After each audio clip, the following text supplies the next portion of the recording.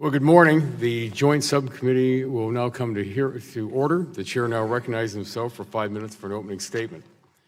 Good morning. I would like to thank our witnesses for being with us this morning.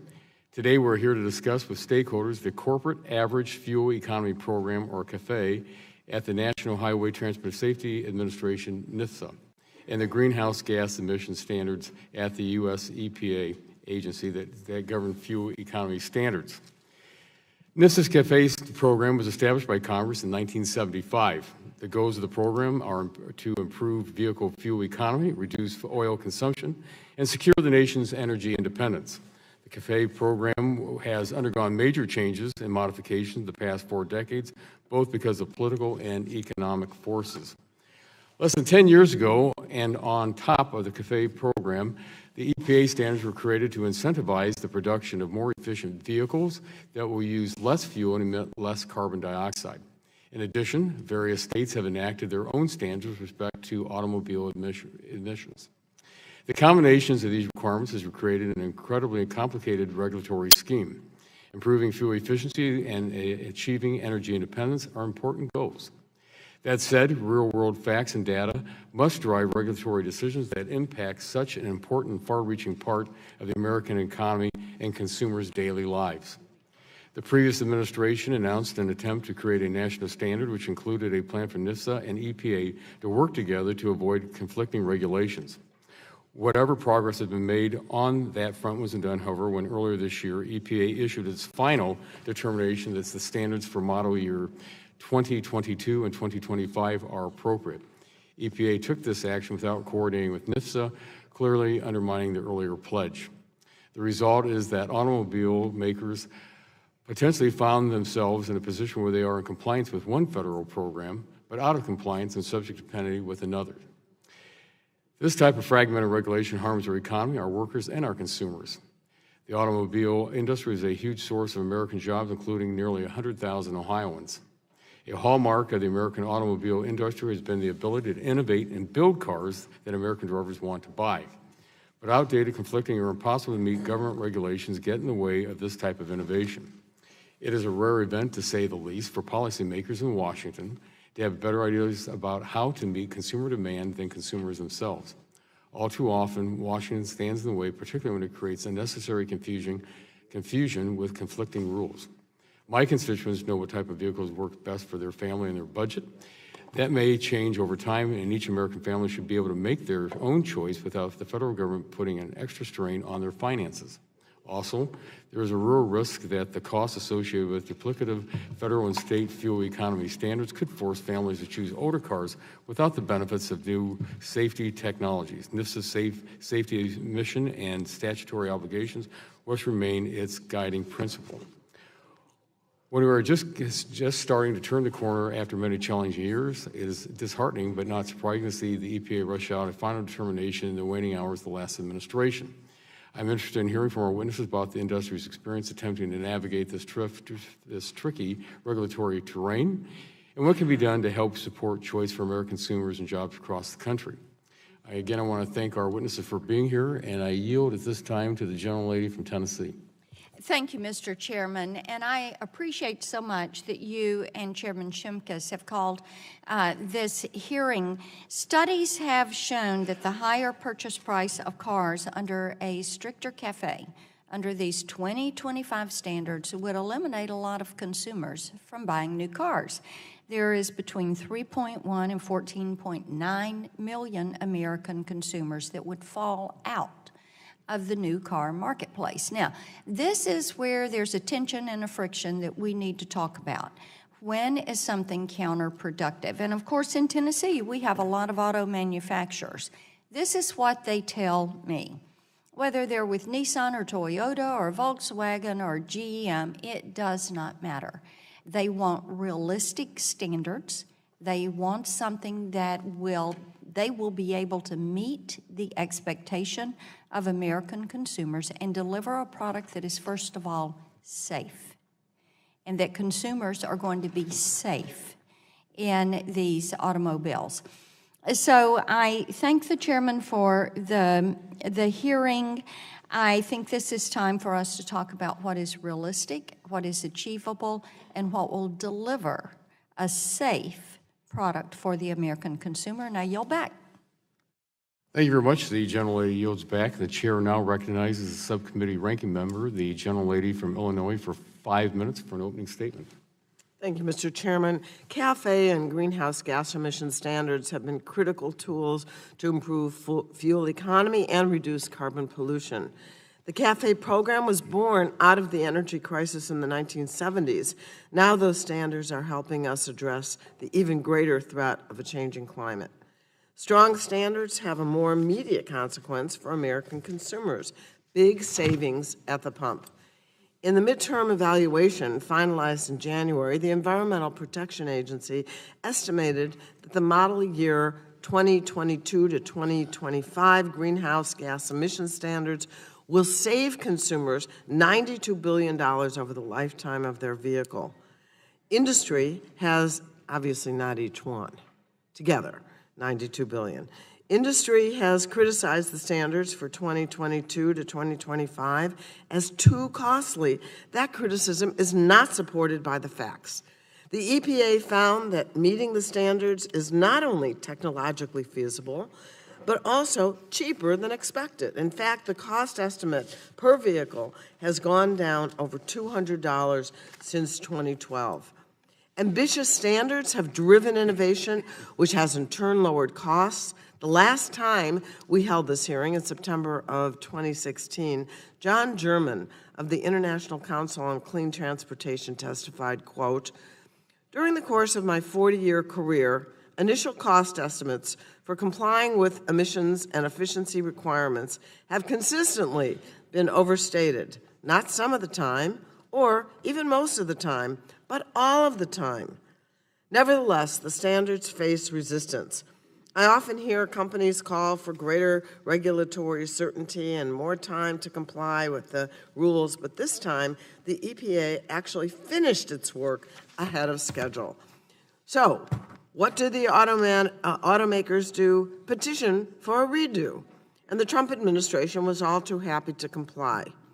No matter how EPA Administrator Scott Pruitt or others want to explain the decision to reopen the midterm evaluation, the end result is clear: dirtier, less efficient vehicles. Calls for harmonization between CAFE and greenhouse gas standards are just further efforts to weaken the standards. I'm especially confused why the auto industry would be so opposed to strong standards when the automakers are promising fleets of energy-efficient autonomous vehicles. If AVs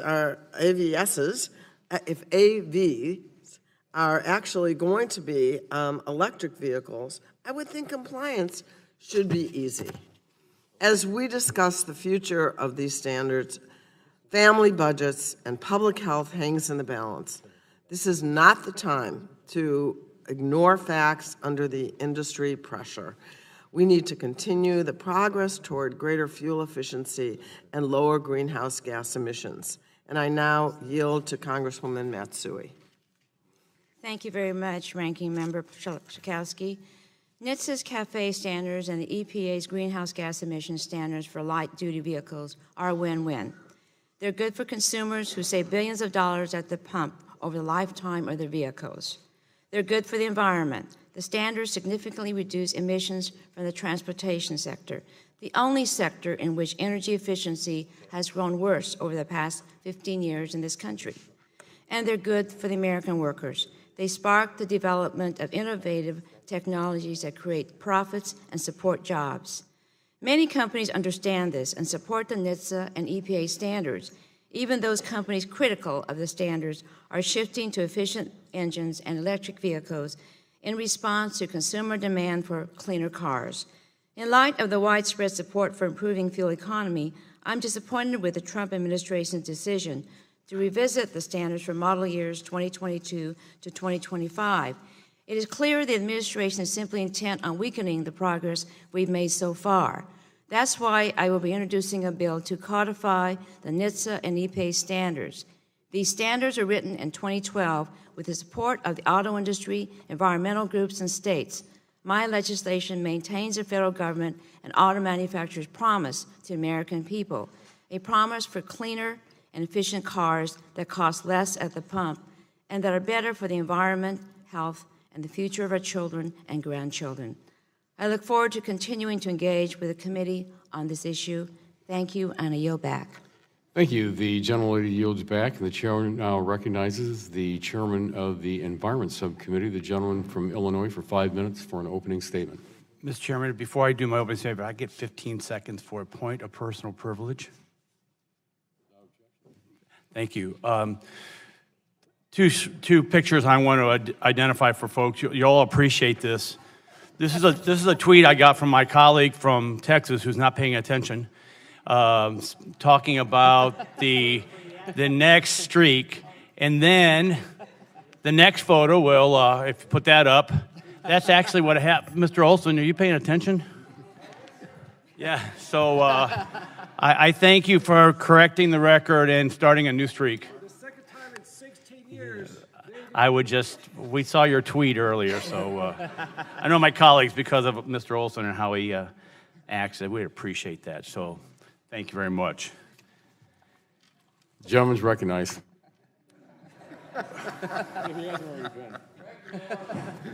One of the costliest energy and environmental regulations from the Obama administration is the one we will address today that targets fuel efficiency and greenhouse gas emissions for cars and light trucks. EPA estimated total cost in excess of $200 billion by 2025, much of which will show up in the form of higher sticker prices for new vehicles. And although the agency claims offsetting consumer savings from lower fuel costs, we now know that this was based upon inaccurate projections of rising gas prices, as well as other assumptions that are proving to be off the mark. It's time to review these rules to see if they are a good deal for consumers or whether they can be approved upon.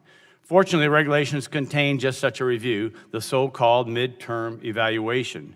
The regulations were finalized in 2012 and included progressively stricter standards all the way out to 2025, more than a decade into the future. For this reason, it was decided to revisit the standards midway through the process to see if standards for model years 2022 to 2025 need to be adjusted in light of changed circumstances. In 2016, EPA commenced its midterm evaluation and was poised to make a final determination by April 2018. But after the elections, EPA accelerated its timeline and rushed the final determination out the door last January. This determination concluded that standards are fine as they are and don't need to be changed. The good news is that Administrator Pruitt found this process to be completely unacceptable and has reopened the midterm evaluation with the original deadline of April 2018, after which the agency may proceed to a rulemaking to change the targets for 2022 through 2025. Part of this hearing is to get input from those who make cars and trucks, as well as those who sell them, about their contributions to the midterm evaluation and what they would like to see come out of the process. The stakes are high for automakers and auto dealers, but they are higher still for consumers. The average price of a new vehicle has risen to $35,000 in 2017. These regulations are a contributor to the increase. EPA estimated cumulative price increases of nearly $3,000 per vehicle by 2025, and the real number may prove to be higher. Worst of all, the biggest sticker shock may be on the vehicles that matter most to middle America. Granted, a Toyota Prius or a smart car may be fine for some people, but many of my constituents need family-sized vehicles or pickup trucks for work. And it's these larger vehicles that may take the biggest hit. We need to make sure that the future targets under this program maintain vehicle choice and affordability. In addition to the midterm evaluation, we also need to evaluate whether we have a uniform set of rules for the nation. Recall that since the 1970s, the National Highway Traffic Safety Administration, or NHTSA, had exclusive authority to set vehicle fuel economy standards. But the Obama administration decided that the EPA and the California Air Resources Board should do so as well. So now we have three agencies all regulating the same thing, and not surprisingly, there are discrepancies emerging. Looking ahead, we need to ask whether we still want three agencies involved in the fuel economy and why we gave California so much more power than the other state in the union. It all comes down to what is best for the consumer. Vehicle purchases are second only to home purchases in terms of their consumer impact. And I hope this hearing helps us strengthen our understanding of what we need to do to make these regulations as consumer-friendly as possible. Thank you, Mr. Chairman, and I yield back the balance of my time. Thank you. The gentleman yields back the balance of his time. The chair now recognizes the Environment Subcommittee ranking member, the gentleman from New York, for 5 minutes for an opening statement. Thank you, and thank you to our witnesses. Thank you, Chair Latta, Chair Shimkus, for holding today's hearing. NHTSA's corporate average fuel economy, or CAFE standards, and EPA's greenhouse gas emission standards have played a critical role in saving consumers money at the pump while reducing carbon pollution. CAFE standards were established in 1975 by the Energy Policy and Conservation Act to reduce our nation's reliance on foreign oil. And since 2009, EPA's greenhouse gas emissions standards have become increasingly important in our nation's efforts to address climate change. Last year, transportation surpassed the electricity sector as the largest source of greenhouse gas emissions in our country. According to the EPA's inventory of U.S. greenhouse gas emissions and sinks, light-duty vehicles accounted for nearly 60% of the United States transportation emissions and approximately 16.5% of total domestic emissions in 2015. No serious effort to reduce emissions can ignore emissions from light-duty vehicles. The current standards are estimated to lead to the reduction of carbon emissions by 6 billion metric tons for vehicles within model years 2012 through 2025. In addition to the pollution reduction, CAFE standards are estimated to save consumers some $1.7 trillion at the pump from vehicles produced between 2011 and 2025.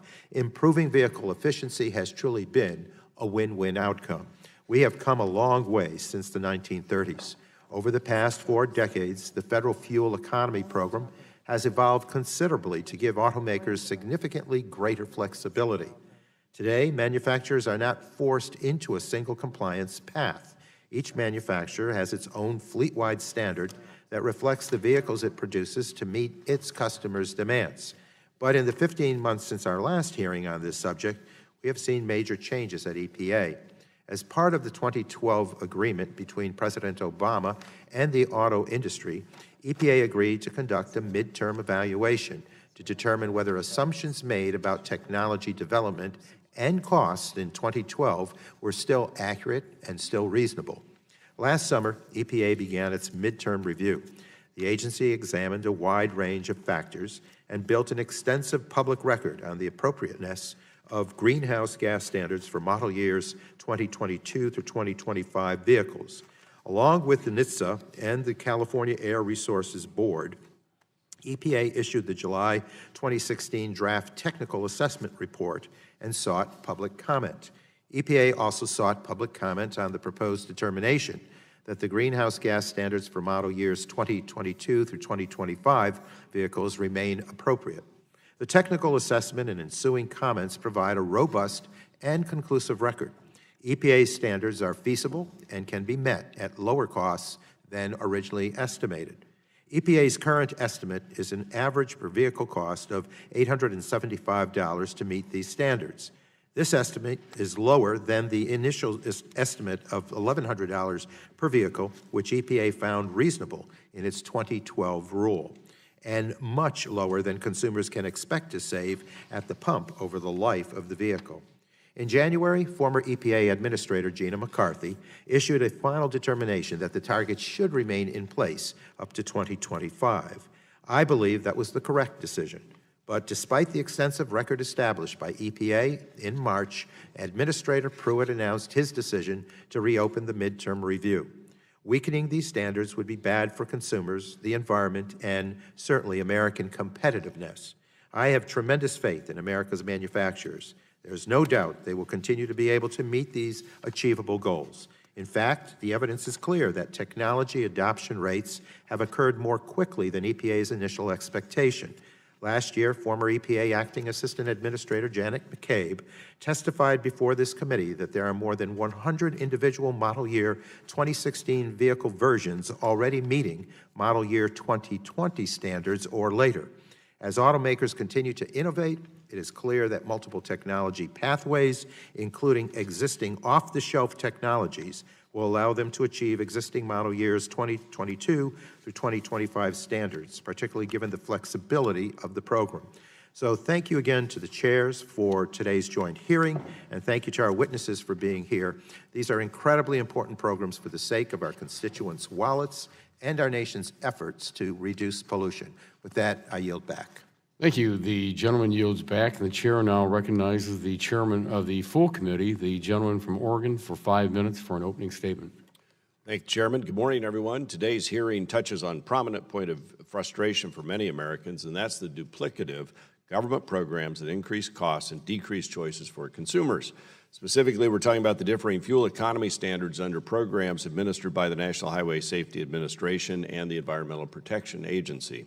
While NHTSA, NHTSA, has been charged with implementing fuel economy standards for motor vehicles since 1978, I believe, the Obama-era EPA developed its own standard under the Clean Air Act in 2009. So in order to coordinate these different requirements, the Obama administration created the national program.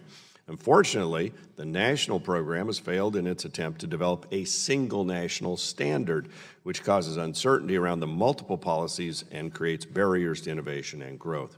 Under the current scheme, it is possible that automakers will find themselves in full compliance with one federal regulatory standard, but running afoul of another. This is true even though the previous administration explicitly told this committee during a hearing last Congress that they would work together to avoid this very result. Since then, we've seen activity that completely undermines the national program and works against the Obama administration's promise of coordinated regulatory efforts. Under the midterm evaluation schedule, NHTSA and EPA were to jointly issue their respective determinations on the model years 2022 through 2025 standards. This was supposed to happen in April of 2018. However, EPA then abandoned this commitment and rushed through its final determination without coordination with the National Highway Traffic Safety Administration just 7 days before President Trump was sworn into office. I look forward to receiving an update from our witnesses today on how they are dealing with different requirements. We want to know how these different regulatory schemes impact consumers and learn more about better ways to ensure the federal fuel economy standards are met without creating unnecessary paperwork or administrative burdens that serve only to drive up costs for American families. As currently constructed, it's been estimated that these programs will raise the average price of a new vehicle by almost $3,000. That's no small amount, and one that will undoubtedly price many Americans out of the new car market. Although the goals of these varying programs are important, we must never forget that we do in Washington have a real impact on consumers across the country. Government works best when it identifies clear problems and offers clear instructions for how to solve those problems.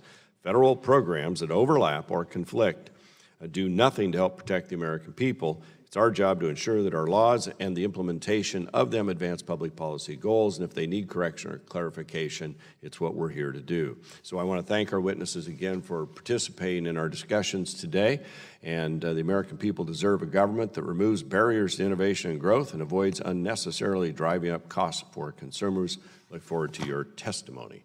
And unless any other member wants the balance of my time, I will turn the balance of my time and yield back. The gentleman yields back the balance of his time, and the chair now recognizes the ranking member of the full committee, the gentleman from New Jersey, for 5 minutes. Thank you, Mr. Chairman. A little over a year ago, the committee held a hearing on the technical assessments report produced by the National Highway Transportation and Safety Administration, the EPA, and the California Air Resources Board, and that report formed the basis for all three agencies' decision in January to move forward with their proposed light-duty vehicle standard for models produced from 2022 and 2025. Unfortunately, as with many other decisions and regulations needed to improve public health, the environment, and consumer benefits, the Trump administration is moving to weaken these important standards. The administration complied with a request from the auto industry to reopen the midterm review and reconsider the current greenhouse gas emission target for light-duty vehicles equivalent to 51.4 miles per gallon by model year 2025. And this review could potentially lead to a weakening of the standard. I believe that if the U.S. auto industry is to remain competitive in the global market, we must reject efforts to move backwards. These targets are critical to reducing greenhouse gas emissions that contribute greatly to the ongoing threat of climate change, and we must meet these goals to reduce harmful emissions that endanger public health. Air pollution and carbon emissions from the transportation sector are significant in many of the world's urban areas. The fastest growing markets for autos are in Asia, especially in India and China. These are the same countries whose large cities experience chronic poor air quality that creates significant public health problems. Understandably, several countries, including Britain, France, India, and China this year, announced ambitious goals to restrict or eliminate sales of new gas and diesel cars within the next few decades. And the auto industry claims that it can't meet stricter fuel efficiency and emission reduction goals by 2025, but their efforts to seek harmonization through credits and so-called credit banking will only serve to undermine and erode the laudable goals previously set by the Obama administration. Meanwhile, the auto industry has already received a sizable advantage from the Trump administration, an indefinite delay of the civil penalty increases for CAFE violations that were finalized at the end of last year. Industry must find ways to continue their investment in vehicles that are more fuel efficient, particularly those that don't rely on fossil fuel for power. The joint standards developed by NHTSA and EPA in conjunction with the state of California are ambitious, but clearly achievable. They will deliver tremendous benefits to consumers and make our nation more energy secure. They will also play a critical role in our effort to slow the pace and severity of climate change, and lowering emissions will improve air quality and public health. We know that technologies to produce more efficient and less polluting vehicles are available and affordable today.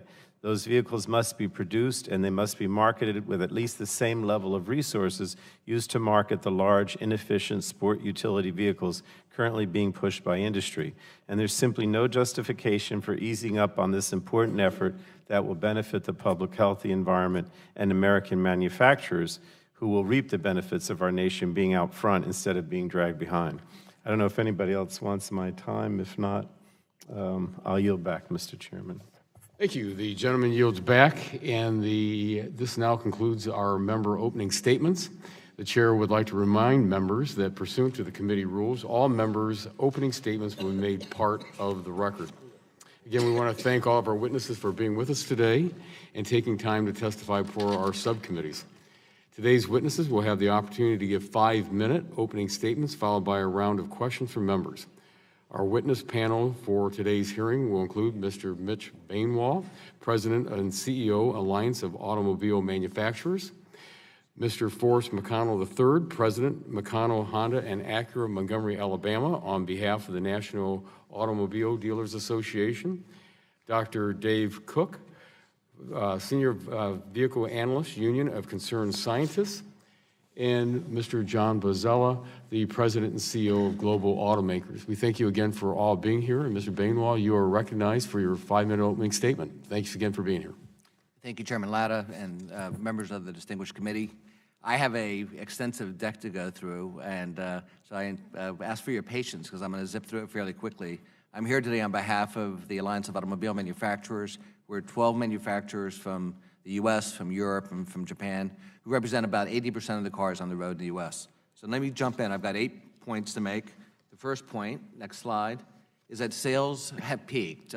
We went through 7 years of growth. We're a cyclical industry. We've now peaked. If you look at the bottom right, you will see that year over year, we're now down about a point from the first 9 months of 2016. You also see a very significant shift in the fleet mix. Cars over the 5 years are down 19%. Trucks over the 5 years are up 38%. Point 2, there's been very broad and strong support for harmonization from environmental voices. Chris Grundler is a senior career guy at EPA who opens up his presentations around the country with a picture of the planet and talks about the importance of saving the planet. So his bona fides in this area are strong. He says, I'm all in on harmonization. It should not be acceptable for an automaker to pay penalties under CAFE. The ICCT testified here before, said based on the well-designed EPA flexibilities, a harmonized one national program would best be addressed with NHTSA's program, matching EPA's. The Obama DOT talked about building a single fleet of U.S. vehicles, helping to reduce costs and regulatory complexity. Carol Browner, a clear and uniform national policy is not only good news for consumers, but also good news for the auto industry, which will no longer be subject to a costly patchwork. We still are. And of course, the President of the United States, President Obama, when he was in office, clear certainty that will allow these companies to plan for a future which are building cars in the 21st century. So there's strong support from really both sides of the aisle. Point 3, the determination, as has been suggested in some of the opening statements, was rushed. On November 29th, that was a screenshot of the EPA website, which talked about the determination coming out in April of 2018, simultaneously with NHTSA. November 30th, the screenshot disappeared. It was like those old Soviet photos where the picture of the guy leaves and bingo, they're gone. So the process changed. The determination was rushed. The industry is completely united on the idea of rebooting the MTR. 18 CEOs from all the major companies that operate in the U.S., some of whom are based here, some of whom choose to invest here, all signed a letter asking that we do not prejudge the outcome, but that we reboot the MTR to the original schedule that was promised when the deal was done in 2011. Next slide. Point 4, reality is now contradicting theory. When the final determination came out in January, the line was, the automakers are over-complying, everything is fine. A few weeks later, NHTSA came out with new evidence on compliance and showed that for 16 and 17, we're now under-complying. So the reality on the ground is under-compliance in 16 and 17.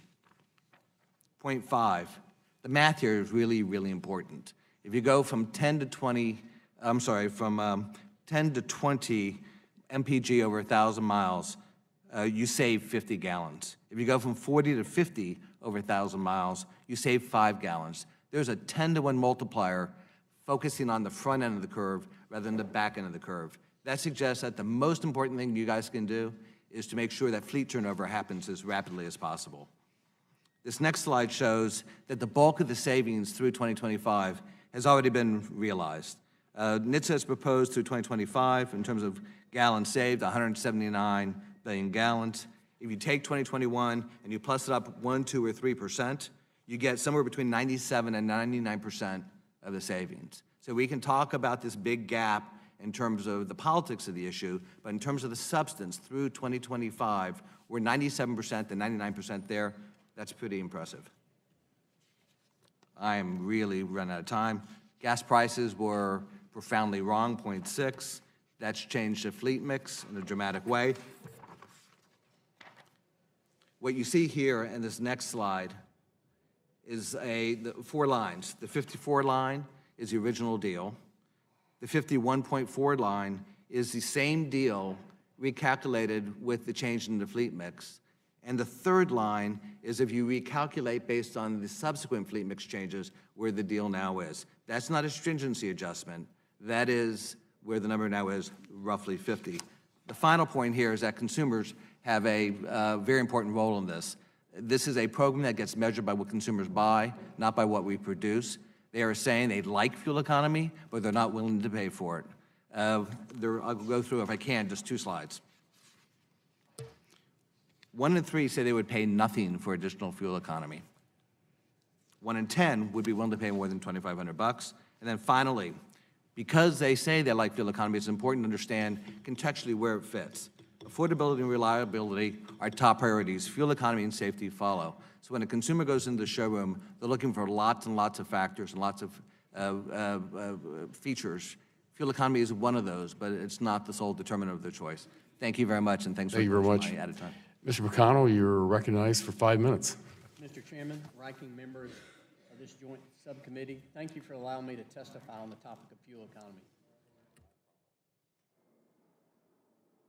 Thank you.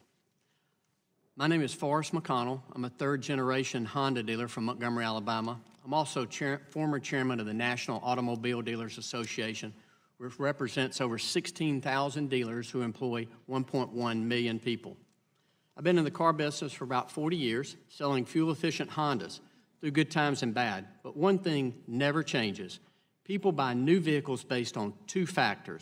1, does it fit their needs? And 2, can they afford it? So how fuel economy is regulated is very important to my customers. Mr. Chairman, Rube Goldberg would be proud of the convoluted way our nation regulates fuel economy.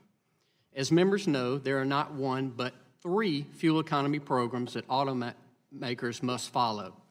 These different fuel economy programs are administered by 3 different agencies, NHTSA, EPA, and the California Air Resources Board, under 3 different sets of rules pursuant to 3 different laws, potentially resulting in 3 different standards, all of which must be separately followed.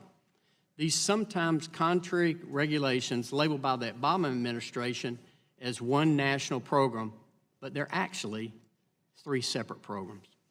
When Congress established CAFE, they gave NHTSA the sole authority for setting fuel economy standards.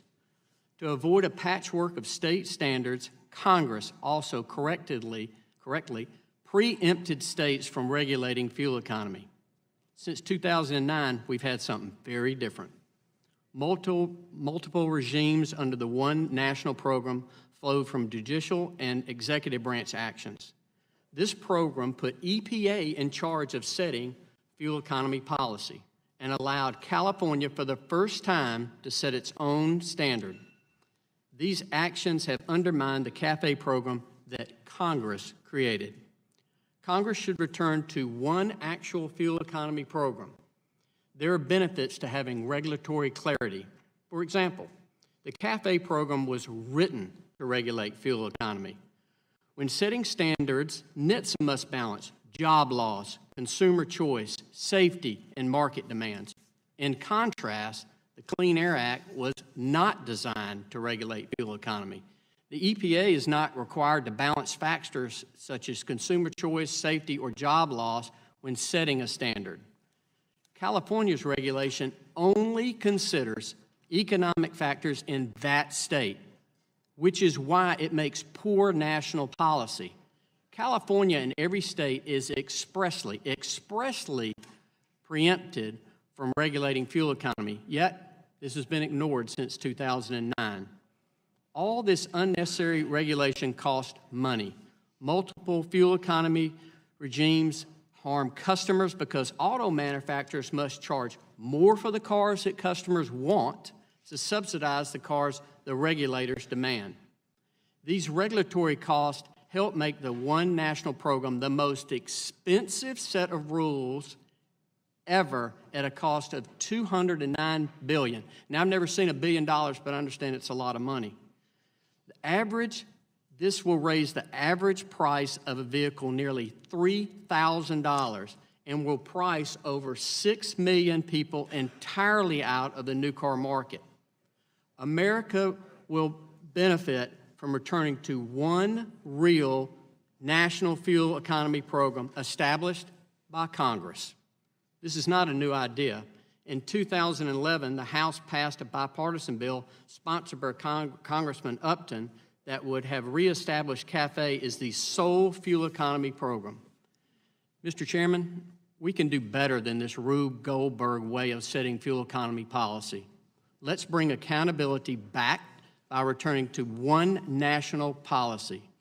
This program will continue, this approach will create the continuous fuel economy improvements that customers want and that they can afford. The power rests with you. Thank you. Well, thank you very much. And at this time, Dr. Cook, you're recognized for 5 minutes. Thanks for your testimony. Great. Thanks. Good morning, Mr. Chairman and ranking members. My name is Dr. Dave Cook, and I am a senior vehicles analyst with the Union of Concerned Scientists, a nonprofit advocacy organization whose primary mission is to ensure that policy is crafted on the best available science without political interference. I appreciate the opportunity to comment this morning on the current fuel economy and emissions standards. Transportation is now the leading source of carbon dioxide emissions in the United States, and the 2012 to 2025 light-duty vehicle standards represent the largest single step towards reducing greenhouse gas emissions and oil use in the U.S. One national program recognizes the independent authorities of the National Highway Traffic Safety Administration, Environmental Protection Agency, and California, as well as the states that follow California's lead on tailpipe pollution regulations. At the same time, it helps provide a coordinated approach to achieving reductions in oil use and emissions that allows manufacturers to be able to design a single fleet capable of complying with all fuel economy and greenhouse gas regulations, should they choose to. Separately, California and other states have adopted a zero-emissions vehicle program in order to address air quality issues. These states currently face $37 billion in annual health impacts related to passenger vehicle pollution.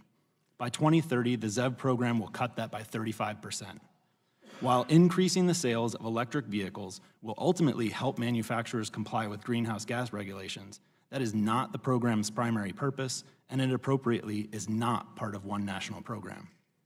Of course, the implications of one national program extend beyond national security and under EPGA or greenhouse gas emissions under the Clean Air Act. These cost-effective standards help put money back into the hands of consumers by saving them money at the gas pump. Improving the efficiency of new vehicles is especially critical for lower and middle-class families who spend a greater share of their income on fuel, and these standards disproportionately benefit those individuals by making both the new and used car market more fuel efficient. The efficiency of cars and trucks continues to improve as a result of these standards, with SUVs showing some of the greatest levels of improvement year over year, precisely because these size-based standards encourage manufacturers to offer more fuel-efficient options in all vehicle classes. And even as the fleet is becoming more efficient, automakers are setting sales records. At the same time, the success of these standards cannot be taken for granted. Suppliers have invested nearly $50 billion building and expanding factories around the U.S. as a result of the certainty these standards provide, growing manufacturing jobs by more than 20%. Anything done to weaken the standards and undermine those investments could have drastic consequences for a supplier base with a broad national footprint and in turn the U.S. economy. This technology investment is part of why we are confident that manufacturers can achieve the 2025 standards. Automakers have barely begun deploying many off-the-shelf technologies that can improve the efficiency of conventional gasoline-powered vehicles.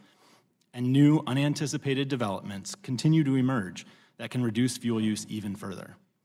As a result of this progress, NHTSA and EPA were able to jointly show in the technical assessment report that costs to comply with fuel economy and greenhouse gas emission standards had declined.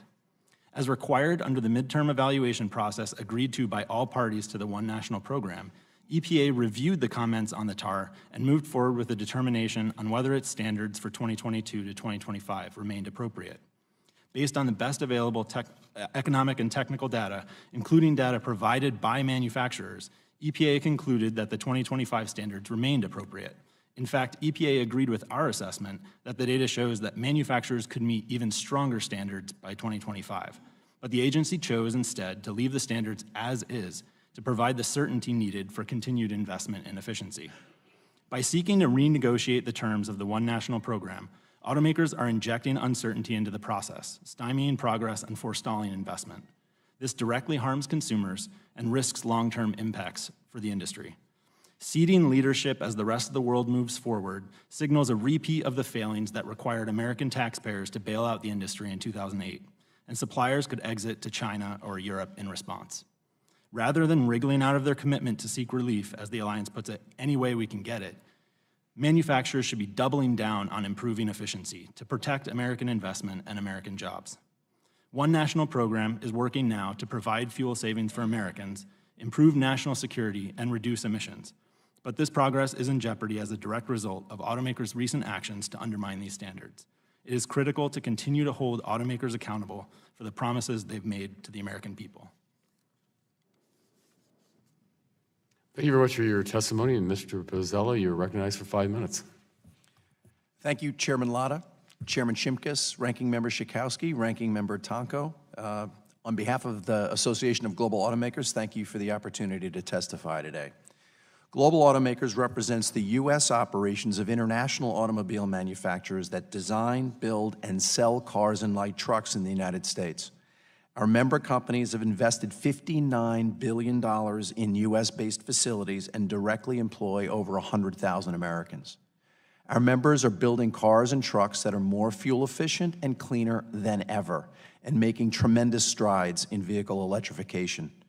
Our future progress in reducing emissions and fuel consumption depends on a number of factors, some of which are not fully within the control of manufacturers. The most important factor is the customer. As we have seen, when gas prices are low, fuel economy is less important to customers when they purchase a new car or truck. Government regulations are also important. Manufacturers are required to produce vehicles to meet regulatory requirements that may have been set in different times and under very different circumstances. To that end, as we talk about the fuel efficiency of vehicles, we should also talk about the efficiency of public policy. The auto industry, federal government, and state of California established one national program, ONP, to address the fact that multiple agencies across 15 jurisdictions were using different tools to regulate similar aspects of the vehicle. The resulting program aims to harmonize CAFE and GHG standards for light-duty vehicles. The ONP provides substantial year-over-year reductions in petroleum consumption across the nation for all light-duty vehicles while reducing unnecessary regulatory duplication. Recognizing the nationwide benefits produced by the federal program, California accepts compliance with federal standards as compliance with its GHG program. But despite OMP's efforts to better align, notable differences among the programs remain. That makes no sense. The current scheme creates friction and drag in the system that slows innovation and imposes unnecessary compliance costs ultimately borne by consumers with no added environmental or energy benefits. In fact, under the current standards, as you've heard, a manufacturer could comply with one standard but not the other. This is a prescription for wasted time, talent, and resources, which would be more productively directed toward engineering and other challenges associated with actually reducing vehicle emissions. Some of these problems can be solved in a straightforward manner. In mid-2016, global automakers and the Auto Alliance jointly submitted a petition to EPA and NHTSA requesting regulatory changes permissible within the statutory constructs of each, relating primarily to the banking, accruing, and applications of credits and process improvements that will promote additional innovative technologies with real fuel savings benefits. The agencies should respond to this petition without delay. These regulatory changes, however, cannot fully address the differences in federal statutes, which means that legislation is necessary. Global Automakers supports congressional action to provide greater certainty and consistency between the federal programs. These problems all have solutions. We simply haven't put them to action, and that creates a dilemma. The auto industry is in the middle of fundamental transformations to electrification and automation. The cars we sell today need to be able to generate the resources to fund these transitions, and we need to be thoughtful about public policy to support these efforts. Finally, it's critically important that all of the parties remain at the table to work through these issues. It's far preferable that we resolve these issues without litigation or a retreat from one national program. Those paths would only create uncertainty, which would discourage investments in innovation and freeze further progress in emissions reductions. Global Automakers remains committed to a harmonized national approach, and we look forward to working with you toward that goal. Thank you, and I'll be happy to answer any questions. Well, thank you very much, and we appreciate your testimony, and we'll now move into our question and answer portion of the hearing. I will begin the questionings and recognize myself for 5 minutes. Mr. McConnell, as a dealer, how can you tell the subcommittees about consumer trends, especially with respect to the types of vehicles they're purchasing today? Oh, is your mic on, please? Thank you very much for your question. You know, the customer makes their own decision of what car to buy. You can build cars, but that doesn't mean that the demand is there. So the two things that I found is customers buy their needs for car. For example, we had a customer the other day. She was pregnant, with her second child, big soccer mom. You know, they had moved from a smaller car up to Odyssey minivan that suits their needs. But the demand for cars right now is 63% of the people are trucks versus about 34% cars. So it's changed tremendously in the last couple of years, and that's because the price of gas went down from $4 a gallon basically into the twos. Thank you. Mr. Bainwell, with the current rules and regulations in place, do we in fact have one national standards for CAFE and greenhouse gas emission standards? We do not, effectively.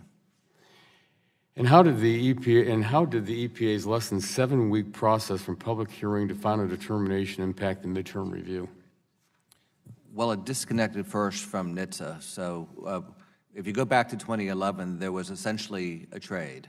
And the agreement was the industry would agree to very ambitious, aggressive targets over a very long period of time through 2025.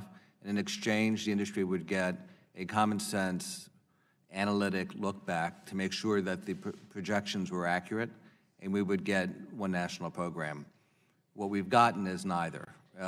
We're pledged to try to get there, but we do not have one national program, and the midterm review was premature. When the TAR came out, we asked for an extension. We were told, don't worry, there's going to be plenty of time. The extension request was denied. When the original proposed determination came out, we asked for an extension, and it was denied. And over the course, we had about 20 days over the course of the Christmas holidays. And so everything was very compressed, and there was a very strong disagreement about the substance of the report, which we never really got to work our way through. Let me ask you this, because I believe that you made some comments, and were any of the flawed assumptions that you raised addressed by the agency? Not really, and I think it's worth pointing out there's been an attitude on the part of some that the TAR and the subsequent work was the Holy Grail, that it was without dispute. And I just simply like to point out that EPA made many assumptions, and if you go through and just look at the points, they've been proven false. There was a massive failure on projecting gas. There was the fleet mix question was completely butchered. There was a view that we were over-complying and we were under-complying. So we can talk about the substantive value of that report under which the midterm was set and was finalized, but they made mistakes that were really quite profound. Let me ask you, because when you're pointing out all these mistakes, and you're pointing these mistakes out, what do they say? Well, originally they said there'd be time to talk about it later on, and we kind of lost that time. There are substantive disagreements. We believe, I think the most important mistake in our view is just the amount of electrification necessary to comply. They believe that you can comply over the schedule with minimal electrification. We believe much more is required, and if you look at the purchase pattern in the marketplace, that's the real problem. Mr. Brazel, if I could, in my last minute here, by having different standards from multiple agencies leads to automakers building cars consumers are not buying. What effect would that have on jobs and growth in the United States auto industry? Yeah, I think it certainly could have a fairly significant impact on jobs and on the growth of the industry. You know, what's happening here is we're having to waste time and resources on compliance when we ought to devote that time and resources to innovation that improves fuel economy. So with one standard, what you can do is focus that investment, and it's massive investment, and all of you know, and many of you on both sides of the aisle have praised that investment, and many of you represent states and communities where you see that investment firsthand. What we want to make sure is every dollar of those investments are focused on improving fuel economy as opposed to efforts to comply for the sake of compliance with no benefit. Thank you very much. My time has expired, and at this time, the chair recognizes the ranking member of the subcommittee, the gentlelady from Illinois, for 5 minutes. I'd just like to point out this is the 2-year anniversary of the Paris Accords. Unfortunately, in my view, the United States is no longer part of that. It seems to me that what's being considered today might actually increase the pollution caused by weakening fuel economy standards. So the plea for harmonization between EPA's and NHTSA's program isn't about aligning different regulations. It's about weakening fuel economy standards. All the credits that the automakers want to be added to NHTSA's program are going to cause stagnation of fuel economies goals and not harmonizations. Dr. Cook, let me first ask you, are these programs working, and are the U.S. cars more efficient and less polluting than they used to be? Absolutely. Vehicles have gotten significantly more efficient over the past 5 years. Are the yearly goals for the two programs stifling innovation or actually helping to drive it? I think the fact that fuel economy is improving and that you see continued new research, every announcements from automakers shows that they're investing and that this is driving innovation. And as I understand it, car makers want to reinstate expired credits from earlier years when standards were much more lax, and they want to extend the life of those credits from 5 to 11 years, and they want to add a whole new category of credits to the mix, and they want to relax the caps on their ability to transfer the credits they earn on their cars to their pickup trucks. Dr. Cook, have I left anything out in that list of what they want? No, I think that sounds about right. Do automakers, Dr. Cook, really need such a substantial expansion of credits to meet the fuel economy standards? No, I think the TAR and the work since, the vast body of evidence shows that there are plenty of technologies that they could be applying to their vehicles in order to meet the standard. And if they met the CAFE standard, which they're trying to weaken through these credits, they would be in compliance with the EPA's standard as well. So, Thank you. If automakers were to get all the retroactive credits they're asking for, what would this mean for real improvements in fuel economy going forward? The vast volume of credits could really offset and forestall continued investment in efficiency. And so you could see manufacturers using their credits to stall progress on the fuel economy of the pickup trucks that many drivers are looking to purchase. And that affects our ability in the long term, as through the midterm review process, that would set up a trajectory where we have weaker vehicles going into the 2022 model year, and the standards are then further weakened through this lack of progress. And we could see 8 to 10 mile per gallon reduction in the 2025 targets as a result. While we're on the topic of credits, car makers have complained about the fact that the EPA has allowed them to get extra credits for using certain technologies like stop-start ignition systems, but NHTSA has not given them credits. I'm referring to off-cycle credits. We are told that NHTSA needs to harmonize with the EPA and allow these credits to count retroactively toward both emissions goals and fuel economy standards. So, Dr. Cook, aren't these off-cycle technologies already factored into NHTSA's fuel economy goals? Yeah, that's right. NHTSA explicitly excluded them from the 2012 to 2016 regulations when they set the standards. And in fact, didn't NHTSA intentionally set its fuel economy goals lower than EPA's emission goals precisely because its program didn't include these credits? That's right. Its standard was about 1 mile per gallon lower as a result. And if NHTSA, am I still here? Yeah. If NHTSA were to allow off-cycle credits to apply retroactively to its already discounted fuel economy standards, shouldn't it also reset those standards to make them more stringent? That's correct. So do you buy the estimate that this would raise the cost of a car $3,000? Does that take into account what the lower gas price would be? I have no idea where that $3,000 number is coming from. It is outdated. Thank you. I yield back. Thank you very much. The gentlelady yields it back. The chair now recognizes the chairman of the Subcommittee on Environment, the gentleman from Illinois, for 5 minutes. Thank you, Mr. Chairman. I guess first, following a couple of the lines of questions, to the automakers, first of all, it's just a thank you, and to the auto dealer. You represent America in which you raise capital, assume a risk, try to produce a good, and try to sell a good. You pay living wages. Many times you pay health benefits. You're paying taxes to the country.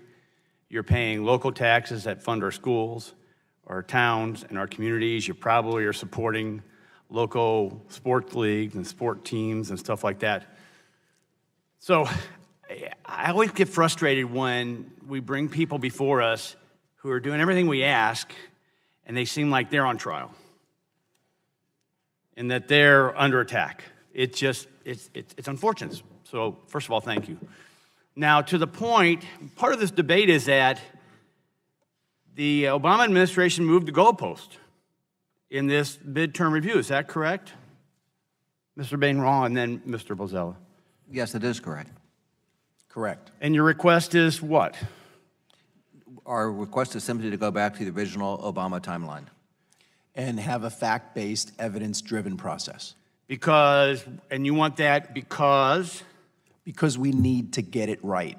It's critically important to the customer, it's important to investors who are investing in this country, and it's important for all of us who care about reducing greenhouse gas emissions and improving fuel economy. That's why. And isn't it safe to say that when you do a formula over time, variables in the formula could change? That's correct, and they have changed. And then give me some examples of those changes in those we've variables. talked about the gas price reality, and there's nothing that drives behavior in the marketplace more than the price of gas. So that's the biggest factor, and that has changed the fleet mix, and that has changed ultimately the compliance reality. So we are now under compliant, and I think it's important to point out there are two different programs.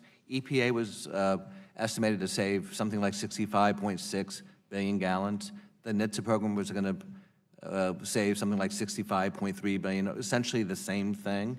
And we are complying with the more numerically stringent EPA program.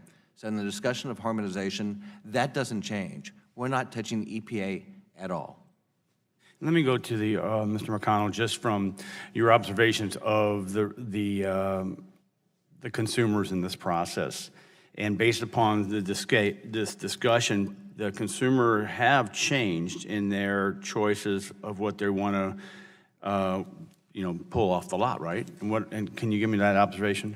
Yes, the one thing I wanted to mention, the $3,000 additional cost to my customers is from the three rules, the total cost. It's in the Federal Registry. The TAR isn't a rule.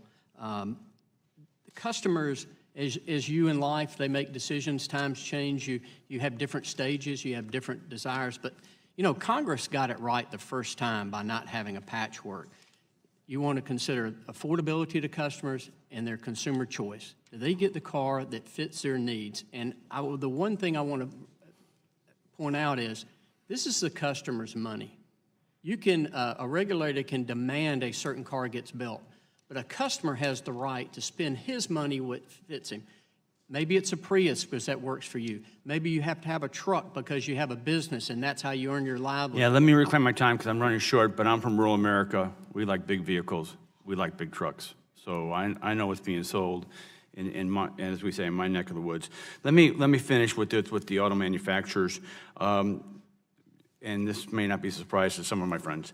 There's a government initiative, Co-Optima, which is underway to define and understand the costs and benefits of high compression engines and high octane, low carbon fuels.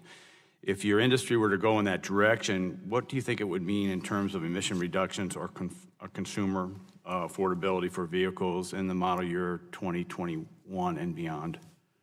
Well, high octane absolutely has value in terms of fuel efficiency, and I've seen it estimated something in the order of 4 or 5% as a plateau shift. So there's real value on high octane, and then there's a question of how you get it. And on that question, we're a little agnostic, but we'd be happy to work. But certainty isn't part of that process too, right? Mr. Bozell? Yes, I think you have to look at it. The vehicle and the fuel are one system. And so that's what's driving that type of work, right? So as you have more efficient engines and cleaner engines, you want to have a fuel that matches one system. Excellent. I yield back my time. Thank you, Chairman. Thank you. The gentleman yields back. The chair now recognizes the ranking member of the Environment Subcommittee, the gentleman from New York, for 5 minutes. Thank you. Dr. Cook, as I mentioned in my opening statement, this committee received testimony that automakers are already ahead of schedule to meet standards for upcoming model years. Did the TAR find that the targets for later model years can be met by mostly efficiency improvements to gas-powered engines? Yeah, that's correct. There's not a significant deployment needed of electrification. Thank you. And numerous comments to the TAR and proposed determination outlined a number of technologies that reduce greenhouse gas emissions that are commercially available. Your testimony mentions a number of proven technologies have not been widely deployed. Some of these have existed for years, but still are only found in 10 or 20% of new vehicles. Dr. Cook, can you discuss how off-the-shelf technologies could be more widely adopted? Sure. I think you look at what Ford has done with its EcoBoost turbocharged downsized engines, where you can provide equivalent amount of power from a smaller engine. Even they haven't sort of moved that technology across the board, and they're certainly a leader. And other vehicle manufacturers can either move in that same direction with something that's proven or define a new pathway, and we're seeing those developments routinely come out in new announcements, every few months. Why haven't these commercially available technologies been adopted more quickly? I think one of the challenges is that product cycles are long. They're about 5 years, and so it does take time to redesign a vehicle. But at the same time, we've seen instances where, for example, Toyota's large trucks haven't seen a powertrain upgrade in a decade. So I think there's inconsistency in the industry and how quickly they're moving these technologies through. Thank you. And would additional vehicle models meet higher fuel efficiency standards if more of these commercially available technologies were more broadly utilized? Yeah, absolutely. There's plenty of room for them to meet the standards. Thank you. It's also my understanding that there are also several other well-known technologies that are under development and will very likely provide alternative, cost-effective pathways toward meeting these standards. Dr. Cook, is that accurate? Yeah, I think one of the things that the modeling shows, and the fact that the TAR was done both by NHTSA and EPA using slightly different assumptions and different modeling results, resulted in a number of different pathways that manufacturers could choose to meet the standards. So it's a robust analysis that proves that there are multiple pathways of getting there.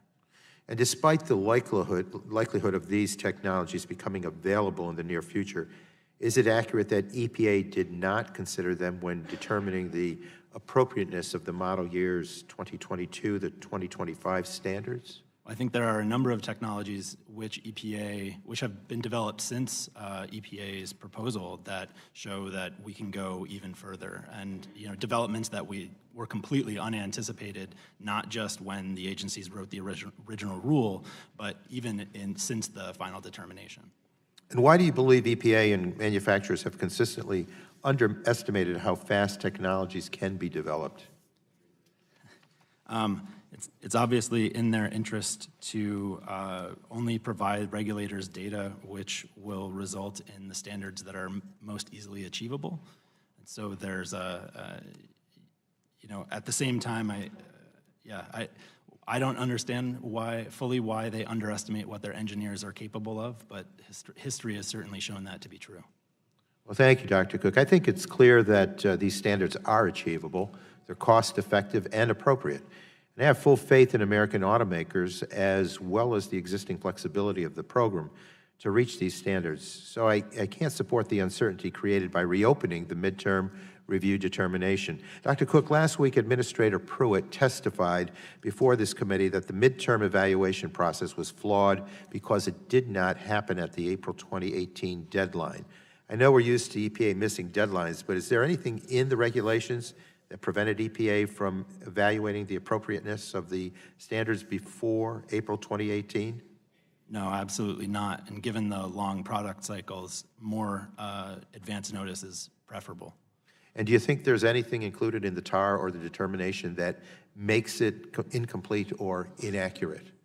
I think there was a fairly thorough analysis. It was 1,200 pages and 4+ years of careful technical and economic analysis, many studies, many peer-reviewed studies, many benchmarking tests in their own labs. There was a lot of data that this was based on. Thank you very much. With that, I yield back. The gentleman yields back, and the chair now recognizes the gentleman from West Virginia for 5 minutes. Thank you, Mr. Chairman. I want to deviate a little bit from this issue over the 22 to 25 series and more look at, there was a comment earlier in one of the opening statements about safety. I'm still curious. I see there are competing reports out there, depending upon your perspective, of whether or not the efficiency, and Congressman Tonko and I work together frequently on legislation over efficiency. So I'm, as an engineer here in Congress, I like the idea of efficiency, but I also want to measure I suppose it's the benefit ratio, cost-benefit ratio of what's it doing on safety. Because some cars are getting lighter, they're using more aluminum, less steel, but yet you'll hear some reports will talk about the fact that in real world conditions, there are more accidents, more people. Last year we had an increase in deaths on the highway. So others will say if under a model situation, if all cars were the same size on the highway, there wouldn't be that. That's not the real world. So I'd like to hear back a little bit from you about the safety aspects when we continue this, because I want us to continue down the road of increasing the efficiency of our cars, but I don't want to do it at the risk of our people that are driving the car. So that's my first question, and I want to get, if we could, just some quick responses back to safety. I'll jump in. You've hit obviously a very important point, and it's one of the reasons why EPA jumping ahead of NHTSA was a problem. NHTSA under statute has to look at a range of factors, including safety. EPA does not. And so so your concern about safety is valid, and it ought to be incorporated in the analysis. And so I think it's critical. He's 100% right. The good thing about where Congress set it up with CAFE is you had to consider safety was one of the factors. EPA does not. California does not have to consider anything but economic factors only in that state. And it is, as you know, they've reduced the mass of cars tremendously. Well, let me, if I could, let me ask more definite, rather than keep it open-ended. Do you think the increase in the efficiency has caused or contributed to the increased accident rate or fatalities on our highways? I don't know if I have the expertise to answer that question, but I will say that the Congress got it right because they required the CAFE to consider safety, and EPA does not have to consider safety at all. I'm running out of time on this. But there's no evidence to support the question that the conclusion that these are having an adverse effect on the accidents. But what we do know is that the older the car, the bigger the safety risk. A new car has technology to avoid accidents. A new car has structural integrity and is better maintained. So if your priority is safety on the roads, the ability to move fleet turnover is crucial, and that's how all this relates. Thank you. I'm sorry to get on you, Mr. Brazil. During the testimony, Dr. Cook's testimony, I saw your body language was very illuminating, that you were shaking your heads. Do you want to express yourself in the time, I've got a minute and 13 seconds left, either one of you to say where you disagree with Dr. Cook? I think, and again, I appreciate Dr. Cook's testimony, but I think there's a fundamental misunderstanding of the notion of credits. It's almost as if they're gifts that have been delivered from some magical place. The fact of the matter is these credits are the result of investments that car companies have made that have resulted in progress. So they've made more achievement, and so this credit is a reward for innovation. It's actually earned for the investment that companies are making. And so the point of this is not, we're almost having an abstract conversation about credits. It's really important to recognize that these are important tools in the toolbox because what they do is they encourage innovation and they also help balance and smooth the ups and downs of product development cycles in a program where year-over-year fuel economy increases are required. Thank you. Mr. Bainwell, do you have anything to add to that? That was the right analytic answer. My body language was, I was just imagining Dr. Cook running a car company because he seems to have a vision that is profitable, while real car companies have apparently not the capacity to do that. So I find it intriguing. Thank you. The gentleman yields back, and the chair now recognizes the gentlelady from California for 5 minutes. Thank you very much, Mr. Chairman. The Clean Air Act gives the EPA the authority to grant the state of California a so-called waiver to adopt its own air pollution standards for vehicles. Approximately a dozen states have adopted California standards as well. Mr. Cook, can you please tell us why California was given the ability to adopt its own emission standards? Sure. California's leadership predates the Clean Air Act. They were the first state. They were the first body to regulate tailpipe emissions from the vehicle industry. And also because of the huge pollution that they had in the state also. Exactly. When California applies for a waiver to set its own standards, what conditions does the EPA consider while deciding whether to grant that waiver? Well, first, it's important to point out that the default is that the waiver is accepted unless it meets one of three criteria. Either that the regulations were arbitrary and capricious, so not a well-thought-out standard, inconsistent with EPA's authority under the Clean Air Act, or not compelling or extraordinary circumstances. And I think it's very clear when you look at the wildfires burning why the greenhouse gas emission standards are compelling, and clearly the air quality issues in California create extraordinary circumstances for ZEV. So has the EPA ever revoked one of California's waivers? No waiver has ever been revoked once it's been granted, and it's not even clear what the process would be to do so. Okay. There are over 25 million registered cars and licensed drivers in the state of California. I'm particularly interested in how CAFE standards and greenhouse gas emissions standards impact drivers in my state and across the country.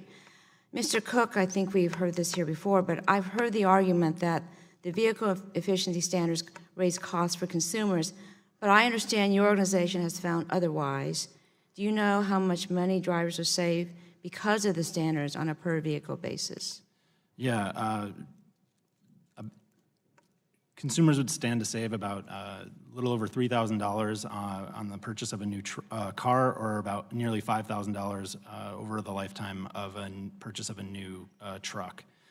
And that's at gas prices that we are at now. Clearly, if they increase in the meantime, that would be significantly higher. Okay. And do Americans generally support strong fuel efficiency standards?